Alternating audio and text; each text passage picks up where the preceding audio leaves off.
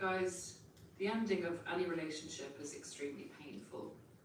The rejection in an intimate relationship is particularly painful. The discard and rejection by a narcissist of you is excruciatingly painful for many reasons, but it's actually particularly set up to be so. It's set up to be highly personalized so that you're left in a state of long-term grieving and complex grieving, and sometimes with complex post-traumatic stress.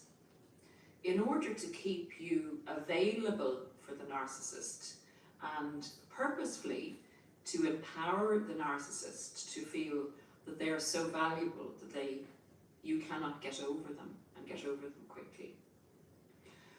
So understanding why a narcissist discards you is really crucial to escaping in some way part of that pain, or certainly to understanding it and to navigating your way through it, to get out to the other side where you're actually free of the narcissist and you have gained so much growth and knowledge about yourself and about what you want from life because of the experience, but primarily because of the work that you have put in to understand what you've been through and to make it count in your life going forward, so that you move on to something far, far better and something that's deserving of you.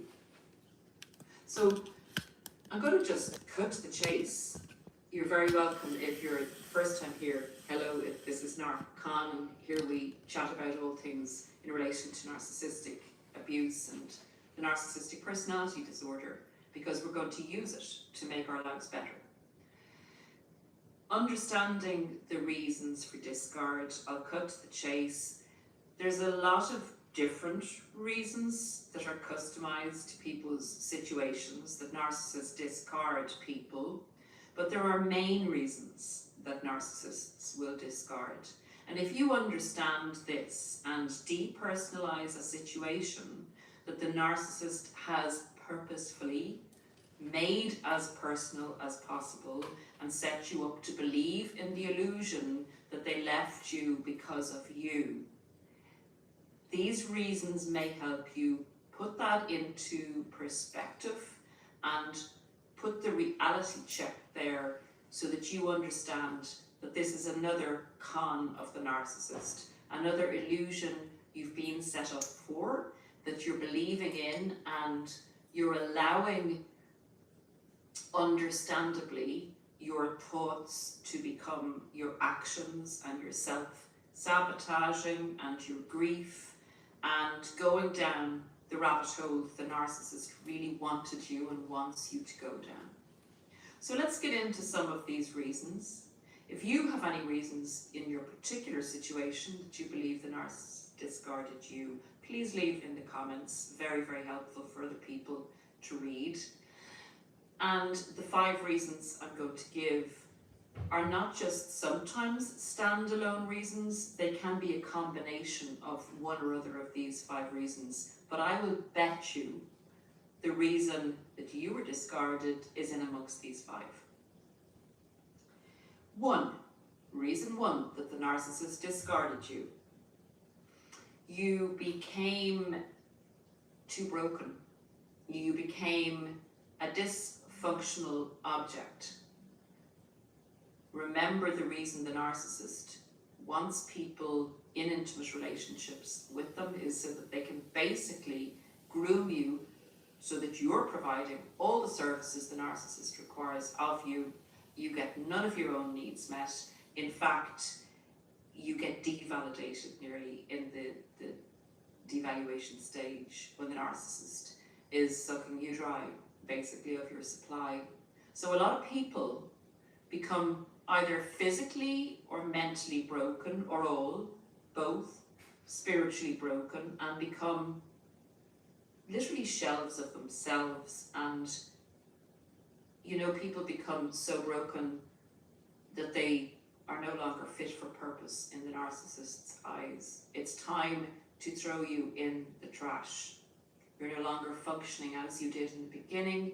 you're just not even giving out reactions to the narcissist, or your adrenal system is malfunctioning, you've become sick. You've become sick, and the narcissist will not stay with someone who's sick, because after all, you're there to serve, not be served. The only reason a narcissist will stay with somebody who's sick and forgive the harshness of this and the cruelty is if there's something in it for them. In other words, if they could maybe inherit from you, or if you could possibly die and, the house would go to them.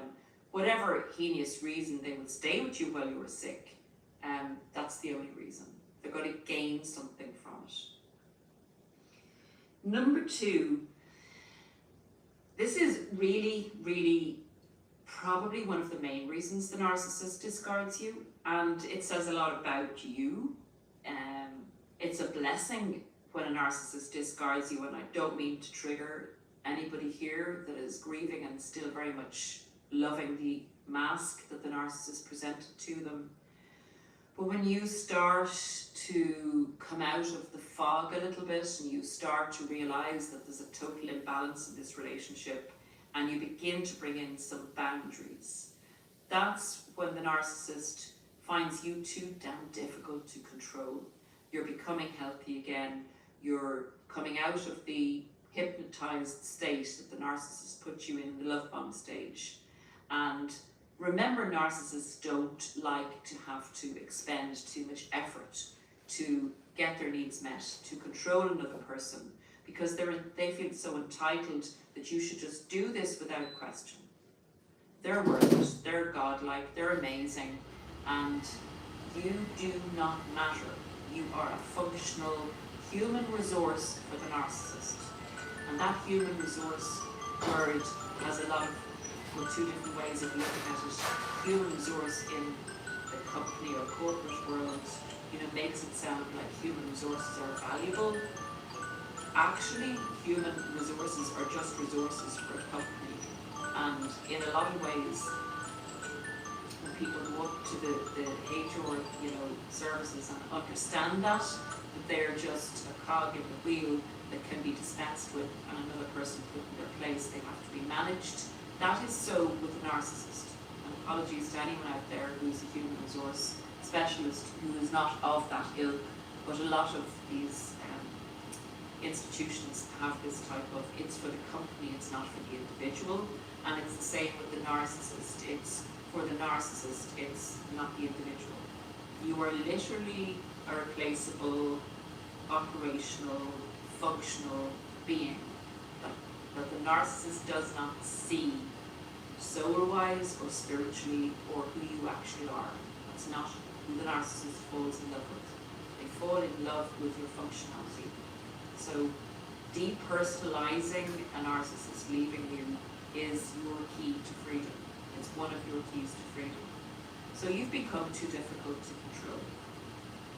The next reason, number 3, narcissists are very attuned to their environment because it's a survival mechanism for them. They're basically hunters and we are the prey. They basically work in a jungle-like type of reality existence. So they have a radar out for any shift in energy or shift in how a person is thinking. And sometimes they also suffer from an oversensitive brain or paranoia. They are very paranoid as a type of a protective mechanism, and their paranoia can often enhance a very small, minute detail in their atmosphere, and they can actually believe that you're about to leave them when perhaps you are, but you may only be in the initial stages of setting boundaries and questioning whether it's right for you to be in this relationship. Remember, it's not possible in the narcissist's computer that you would leave them, because that goes against everything the narcissist is. Their sense of omnipotence, their sense of being godlike, knowing everything, and being in control of everything. So if you left them before they were ready to discard you, that would totally haywire their system, it would virus their computer system, and their narcissism would be letting them down essentially. So they have to be the ones to take action in the relationship.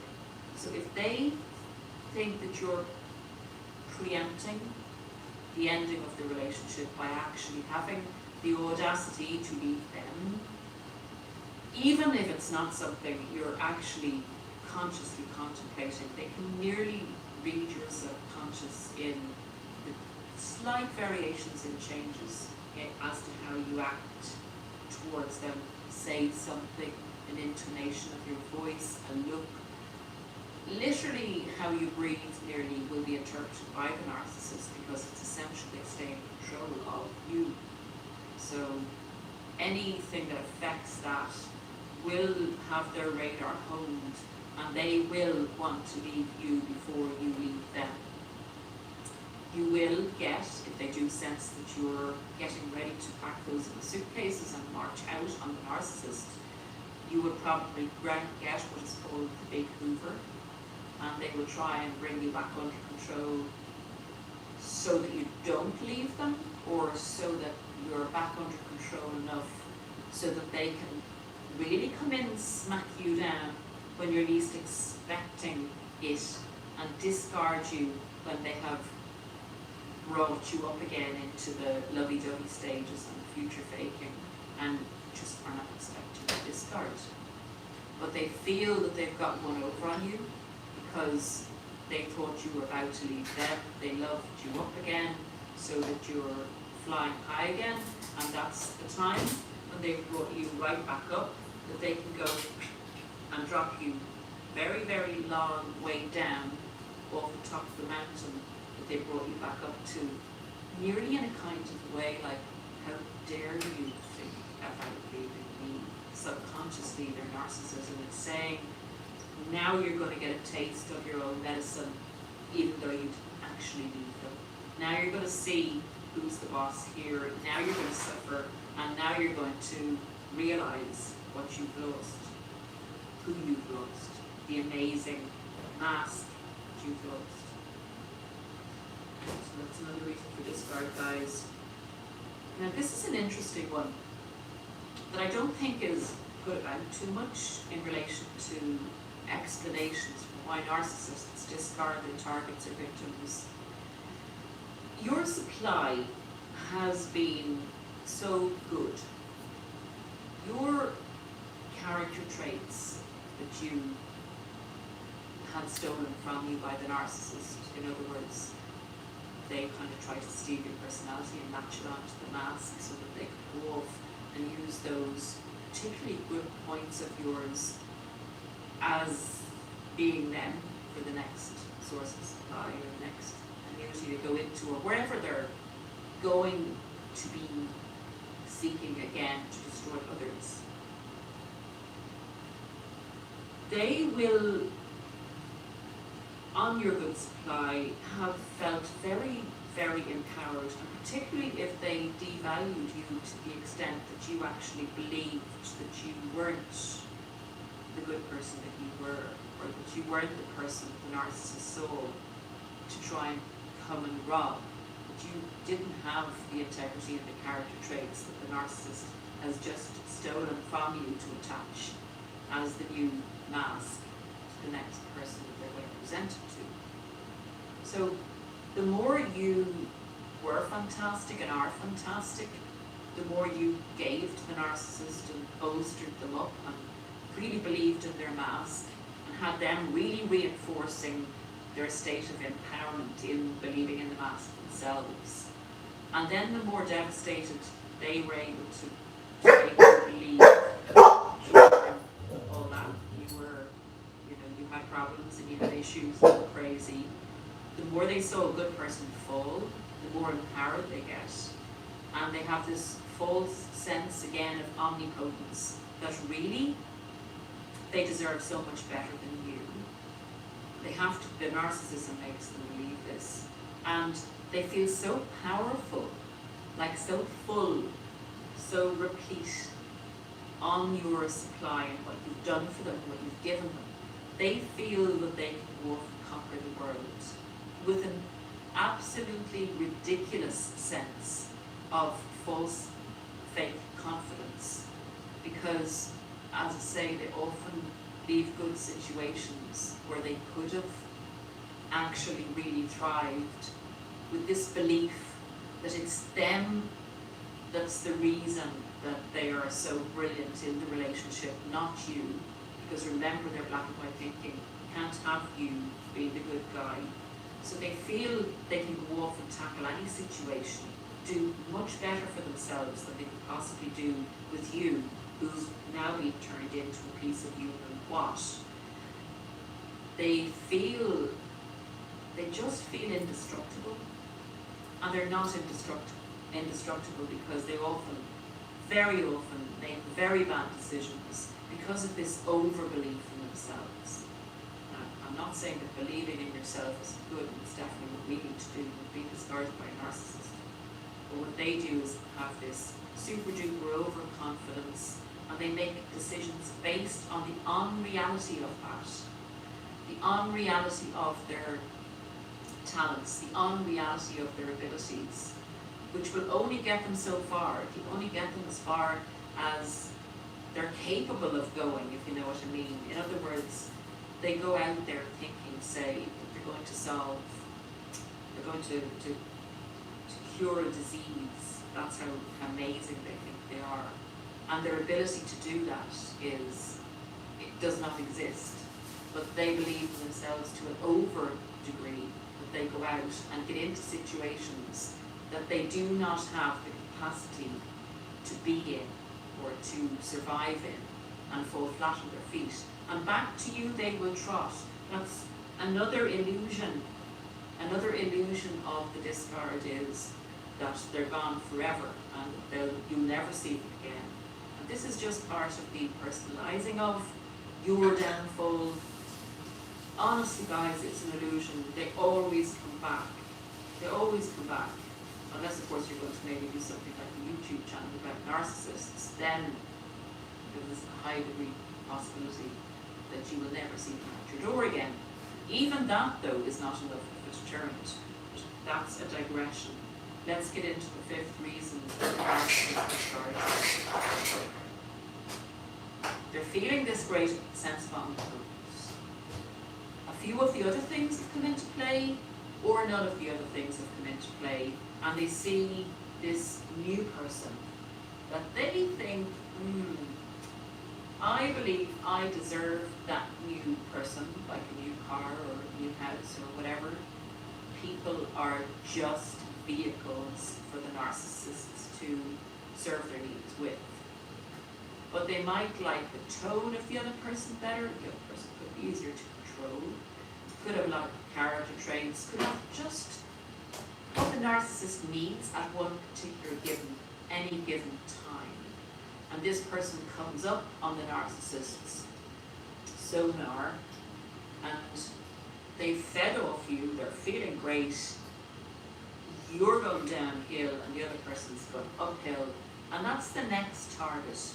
Because the narcissist has this hole inside them, this avarice nature, greedy nature, very aware in themselves that nothing is sustaining them, nothing grows within them. They literally are a recycling bin that churns and churns and churns through supply, but is not self-manufacturing.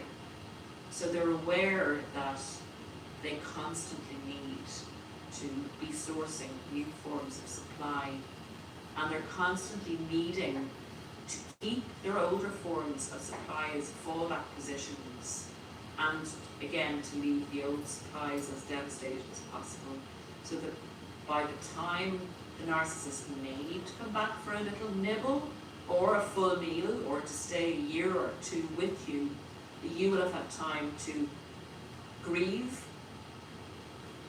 not find anybody else, definitely not find out about narcissism, not start a new relationship, but will have rebuilt yourself sufficiently for the narcissist to come back and resupply themselves on you.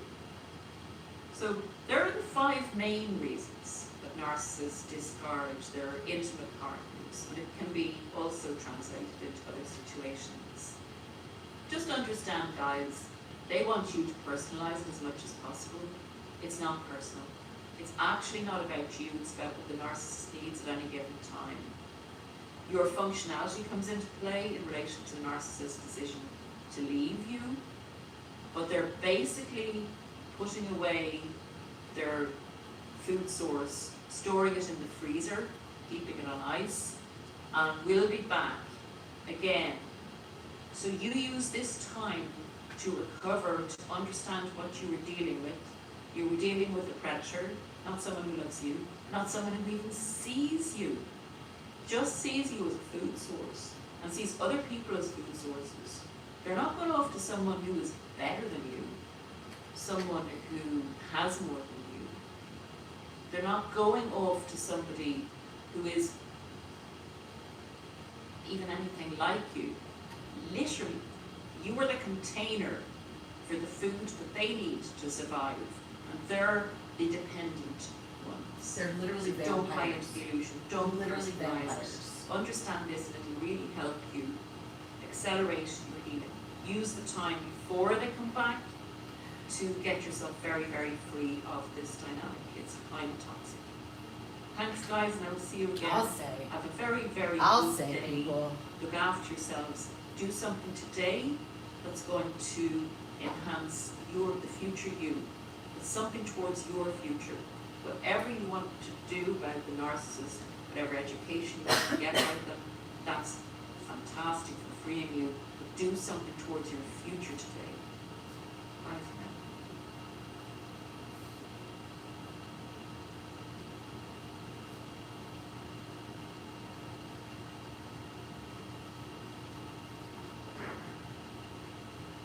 Hi guys, you're so welcome to this video on this channel, Narc. Today we're going to answer a video request to deal with a subject that a lot of people grapple with because it's not the normal pattern that is described on most of these channels for the narcissistic abuse cycle, in that the narcissist seems to skip the devaluation phase with some people, and you go from the love bombing hero to discard zero without really having been devalued. And it leaves people going, well, that didn't happen to me, and that didn't happen to me, so was I actually with a narcissist? So this is a great topic to have a look at. And as always, I just want to give you clarity on what exactly you went through, or something that may resonate, so that you can see a pattern in what you went through and come to terms with whether you believe you were with a narcissist or not. Oh, I most To enable you certainly to was. move on in the healing process and to I most certainly depersonalize was. the experience. Not This just is one. why I believe this type of information is very good in helping people get some clarity, depersonalize the situation, so that they realize that narcissists do this to everybody. It wasn't a fault with them, and that's why the narcissist left. No matter how much the narcissist tries to hammer that home to you, that you were the problem. So let's get into the topic without further ado. So for anyone that's not familiar with the narcissistic abuse cycle, or the